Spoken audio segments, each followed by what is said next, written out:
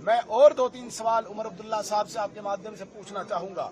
मुझे बताइए, daily wagers के लिए बहुत रोना रोते थे आप, कहां गई आपकी डेली वेजर्स के लिए कोई स्कीम? बताइए, क्या रखा आपने इस बजट में डेली वेजर्स के लिए? 1 लाख लोग जब सड़कों पे थे, आप तो बड़ा चिल्ला रहे थे। डेली वेजर्स के लिए तो आप बड़ी छाती पीट रहे थे। क्या किया उनके लिए आप मुझे बताइए। जम्मू कश्मीर के लिए आप बोल रहे हैं कि अनएम्प्लॉयड बहुत लोग हैं, अनएम्प्लॉयड के लिए आपने क्या किया?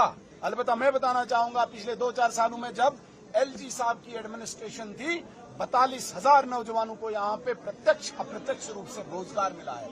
आपने तो एक व्यक्ति की भी एम्प्लॉयमेंट के लिए कोई स्कीम यहाँ पे घोषित नहीं की। आप मुझे बताइए, एमनेस्टी के लिए लोग इंतजार कर रहे थे, आप बिजली बिल्स की एमनेस्टी यहाँ पे लाएंगे, आपने उसका भी कोई जिक्र नहीं किया।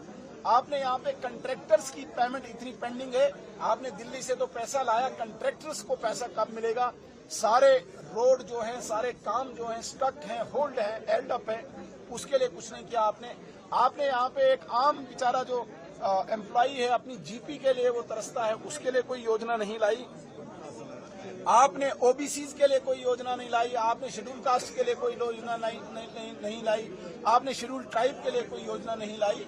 जिस बस सेवा की आप बात करते हैं, आप मुझे बताइए, रूरल एरियाज में कौन सी महिला को आप कौन सी गवर्नमेंट व्हीकल देंगे?